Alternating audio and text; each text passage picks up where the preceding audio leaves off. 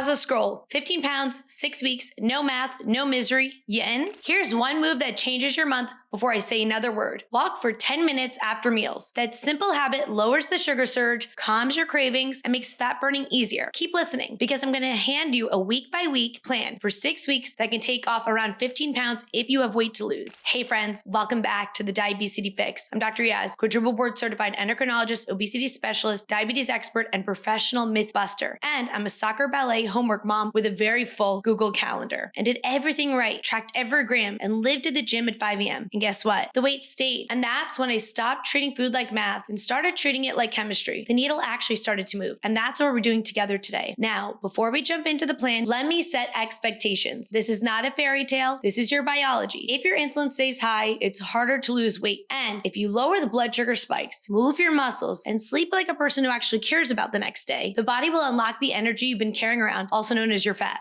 You're not broken, your body's being protected, and we're going to work with that. 3 big mistakes I see every single week that keeps people stuck. First mistake, healthy breakfast that blasts your blood sugar. Think oatmeal, banana, and juice, or a fruit smoothie. When you have an overnight fast, your body's extra sensitive to what you put in first. Lead with carbs alone, and your blood sugar jumps. Insulin pours out, and then your sugar crashes, and you get hangry by 10 a.m., and you raid the office snacks. Second mistake, naked carbs. Carbs without clothes. No protein, no fiber, no fat. Those are like toddlers with paint. If you leave them alone, your whole bloodstream and wall is decorated with paint or sugar. Now, dress your carbs. Put clothes on them. Third mistake, trying to out-exercise a pantry. You cannot do this. The folks who lose weight and keep it off, yes, they move 150 minutes a week and lift a couple times a week. The gym builds the engine, but that kitchen decides the fuel. We'll use both of those to our advantage. Now, the ground rules for the next 6 weeks. Eat when you're hungry. Stop when you're satisfied or have had enough. Pair your carbs with clothes. Always add protein, fiber, or fat with them. Sequence your meals or eat in an order where the veggies go first, the protein and fat go next, and the carbs go last. I want you to walk 10 minutes after each meal or do one 30-minute walk after your biggest meal. I want you lifting weights and strength training 2 to 4 times a week by the end of week 3. I want you sleeping 7 hours minimum. I want you to hydrate with a tall glass of water 30 minutes before meals. That's scaffolding for weight loss, okay? So those are non-negotiables. Now let's start with week 1. Tame the spikes.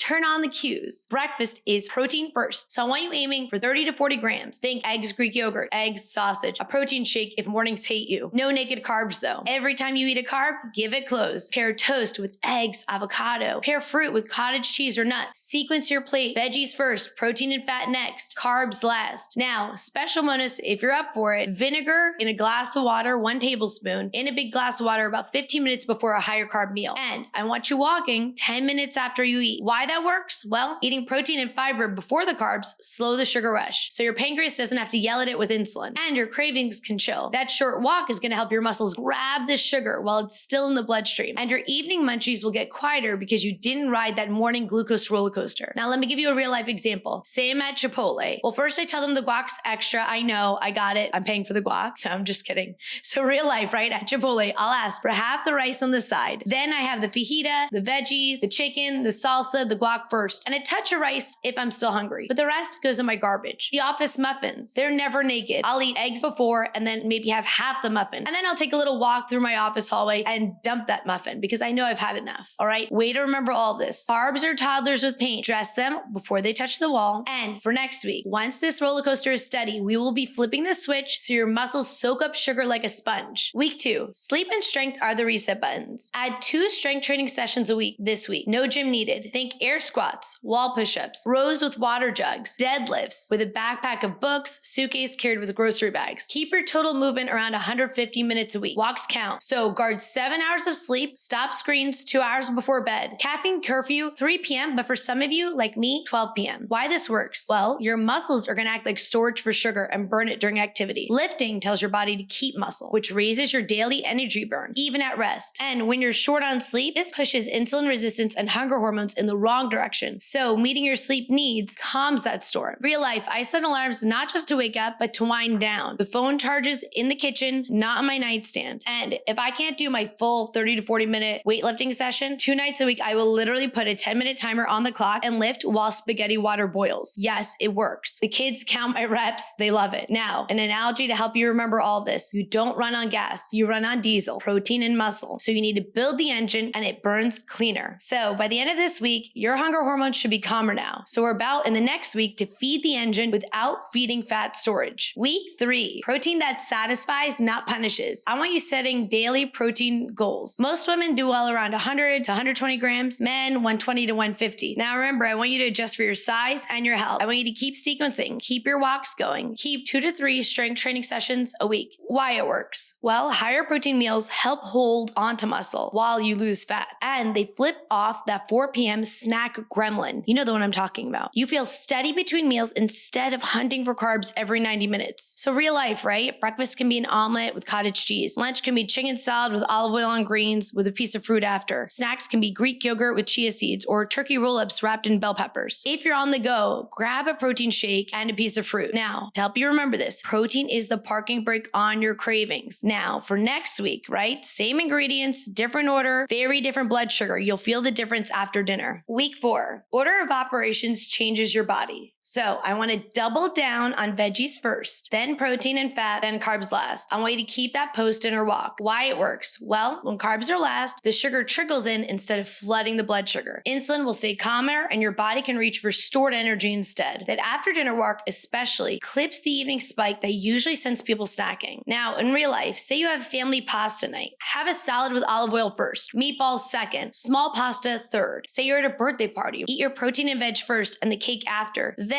walk with kids to the end of the block and back. So as an analogy to help you remember, your gut is like a coffee filter. Veggies and protein line the filter so the sugar can drip down slow and steady. All right, for next week, the noise is lower. We want to quiet the fake hunger with ultra processed foods out of here because they keep yelling. All right, week 5, kill the fake hunger. It's got to go. So take a 7-day ultra processed pause. Packaged snacks, chips, drive-through meals, sugary drinks, they go on vacation this week. Swap only whole food versions in. Keep your protein at its minimum. Keep sequencing. Keep the walks, aiming for 25 to 35 grams of fiber a day from plants. Why this works? Well, ultra-processed foods are built for speed and overeating. They hit that bliss button in your head that makes you want more, right? It's very hard to get satiated. Whole foods digest slower. They hold your hunger longer. They help you naturally eat the right amount without a calculator. So example, swap the chips for nuts and sliced bell peppers. Swap soda for sparkling water with lemon. Swap that breakfast bar for eggs and berries. On a busy night, I love rotisserie chicken, frozen veggies, microwave quinoa. You're still winning. It's quick, it's easy, but it's whole foods. Analogy to help you remember. Ultra-processed foods are text messages that never stop digging in your brain. Whole foods, put your phone on do not disturb.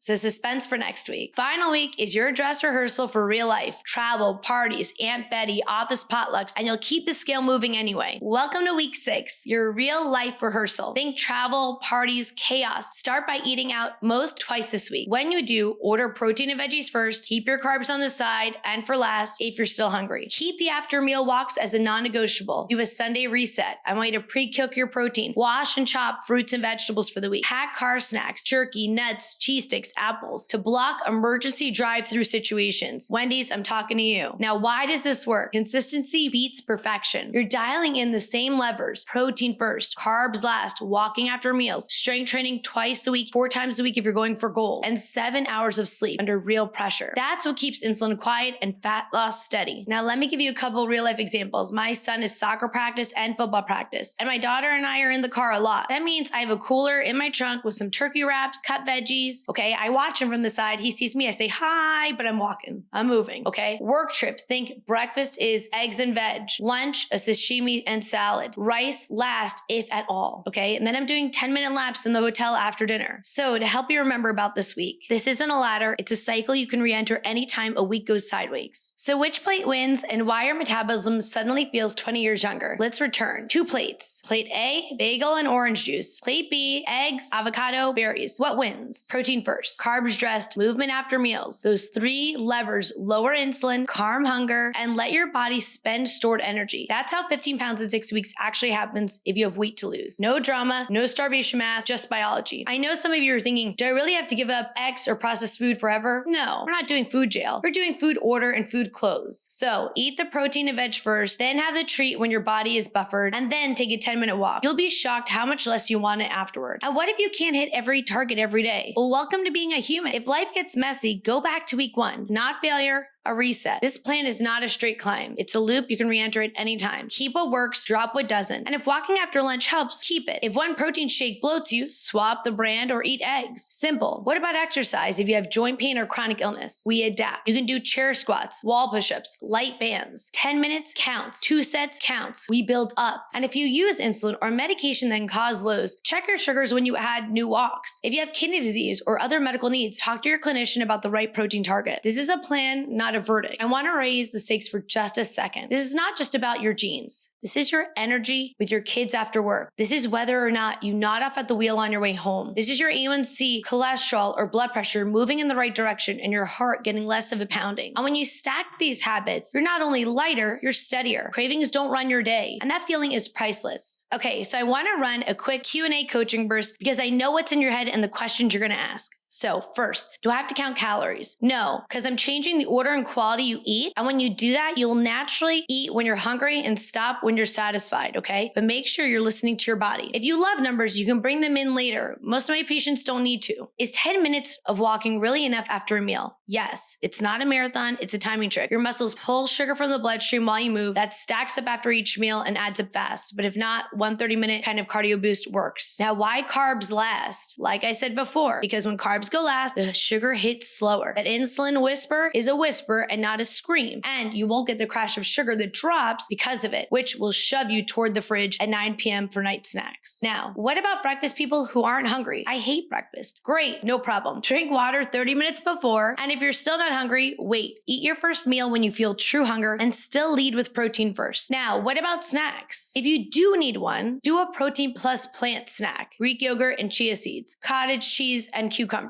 deli turkey wrapped in cucumber spears or peppers. Now, doc, I travel all the time. What do I do? Well, you can do this anywhere. You can get an airport breakfast. There's always eggs and fruit somewhere. Lunch, burger, ditch the top bun, add a side salad instead of the fries. Or if you want the fries, put them last and have a couple if you're still hungry. Then walk the terminal. You have plenty of steps there. Hotel dinner, they always have a grilled fish and veg and rice last. Then take the elevator down and do a 10-minute lap around the lobby. Yes, people will look at you, but you'll live much longer if you do this. Now, let's make this painfully practical. Here's a one-day example that fits on a sticky note. Breakfast, 3 eggs, feta, spinach, and a whole bowl of berries after until you're satisfied. Lunch, baked salad, chicken, olives, olive oil, a squeeze of lemon, and fruit last if you're hungry. Afternoon, Greek yogurt with hemp seeds. Dinner, roasted salmon, broccoli, butter, small baked potato with butter and salt at the end if you are hungry. And then you're taking that walk after dinner. Now, water 30 minutes before each meal. That's it. Repeat, not perfect, just consistent. For my friends on skinny shots or GLP-1 agonists or GLP-GIP agonists, water 30 minutes before meals is so important for you because if you take too much water with your meal, it can make you feel bloated or refluxy